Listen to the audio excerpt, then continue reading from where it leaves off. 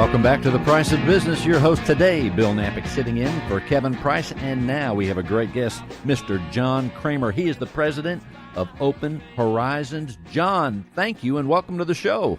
Thanks a lot, Bill. Very exciting. John, would you tell everyone about Open Horizons?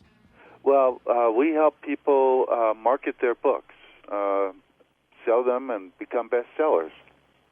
So if someone is, let's say, a first-time author, and I'm thinking about this because I'm working on a book myself, I may need to call you. Okay, great. So let's say a person's a first-time author and they need help with their book. What would they do, John? Well, in today's world, the first thing you have to do is you have to have a good editor because writers have blind spots to what they write. Interesting. And then you find a publisher or you decide to publish it yourself. And in today's world, publishing yourself is a real option. 20 years ago, it wasn't. So, and then at what point do they call you to get that help?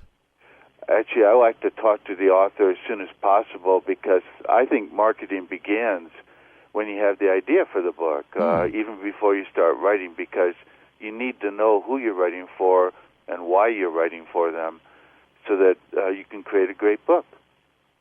So certainly, like all marketing, we want to have the target in our sights early on, right? Yes. Now you are a book author yourself. Tell us about the books that you've written, please. Well, the one I'm best known for is called 1,001 Ways to Market Your Books. It's a big hunker doorstop of a book. It's like 700 pages. Wow. And in today's world, the typical book is about 160 to 200 pages. Unbelievable. Now, when did you have that book out first? The first edition came out in 1986. So it's been almost 30 years now. And I'm working on a new edition, which will be out in a couple months.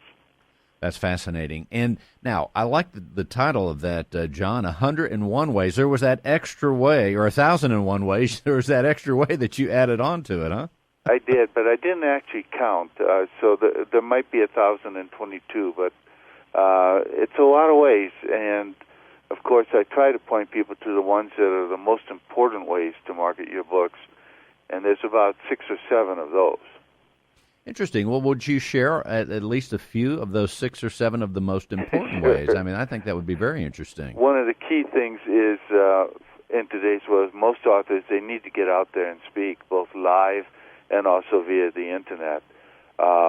Because when people meet you, they become a more vocal fan for your book if they love you. If you speak well and they like what you say, they're going to tell more people about it than if they had simply read the book. And, of course, that's why we see authors out there doing tours as they promote their new books and remind people of all the other ones they've done, right? Yes, and in today's world, you can easily do a tour simply via, you're sitting at home and talking like I am talking to you now, or to, talking to other people through webinars and seminars and teleseminars and things like that. What's interesting, too, I think a lot of people, just as one of the things they want to do, I hear people say, I've always wanted to write a book, right? I bet you've heard that as well. What would you advise someone that has an idea for a book, whatever kind, what would you tell them to do? I would tell them to start by thinking about what they want to write about, start to organize their thoughts, try to put it into different chapters that they would write, and then start by speaking out the book. Get a good friend to come over and ask them questions about the topic, and then record that, and then start to shape your book from there. Interesting. Now, does your company also help people in the edit? Let's say they have a rough draft, we'll say. Do you help them with the editing process as well? Most of the time, no, I don't. I'm primarily teaching people how to market their books. But what I do is I help people shape their book. I help them come up with a good title for the book because that's 80% of the sale, and then also help them get a good book cover. Now, I don't design the cover, but I help give them feedback on what is a great cover and how to get the cover that will actually sell a book, especially online or when somebody picks it up in a bookstore. Those are two important things. Let's talk a little bit about that. First of all, you said the title is what, 80%? Well, in today's world, so often all you hear is the title, 1,001 Ways to Market Your Books, and that's it. And if you don't remember it, if you can't, if it doesn't strike a chord with you, you go, oh, and that's it. But if you hear the title and say, wow, that sounds like a book that's for me, then it makes a difference. You decide to explore it. You maybe actually go out and buy it. Interesting. So that main component of the title is that have it be a title that's very memorable. What about the length of the title, John? What would you tell people? Well, I like short or sweet, but I also like a good subtitle that explains the book. The short and sweet title helps people, it's a memorable title, something that people can pass on to other people. Then the subtitle tells them more specifically what the book is about. And that's important when you're doing online searches for books. Interesting. And you also mentioned another important component, and that is the cover of the book. How does someone, from the idea, let's say they've edited their version of their book, they've even come up with a title, how do they work through the idea of the cover? What do you tell people there? I tell them, first of all, to get a good book cover designer, not a regular artist or something like that, but somebody that knows what a book cover is supposed to do. And then give them some ideas of the kind of cover you would like them to do. You can show them other books that you like the covers of and say, do something like this. And that's so important. We can think about book covers, and I remember being a young man going to the bookstore. I was fascinated, and even a library today, walking through the library or bookstore and just looking at the covers. They do pull you in, don't they? They do, and that's what they're designed to do. They're sort of like billboards, and that's why you can't have just a simple, somebody that's good at art. You have to have somebody that's good at thinking of what how the book can call people out and bring them into the book.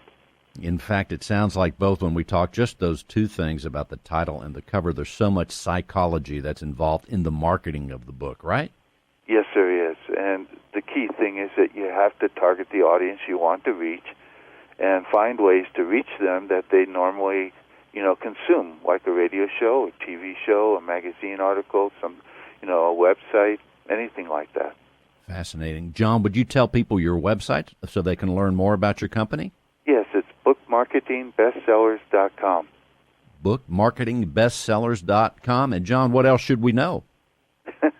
Well, in the past 30 years, I've helped authors sell over 1 billion copies of their books. That's awesome. And I want to go back to what you said at the very beginning. You're saying that someone in the marketing of their book should reach out to you early on, even when it's not totally finished. That's right? Right. Then I can help them to shape it. I can help them come up with a good title and a good cover. And I can help them to really think about who they want to sell to, who they're writing for, so that they actually create a book that will sell. Excellent. Ladies and gentlemen, you can find John at bookmarketingbestsellers.com. John, thank you so much for being on the show today. Thanks a lot, Bill.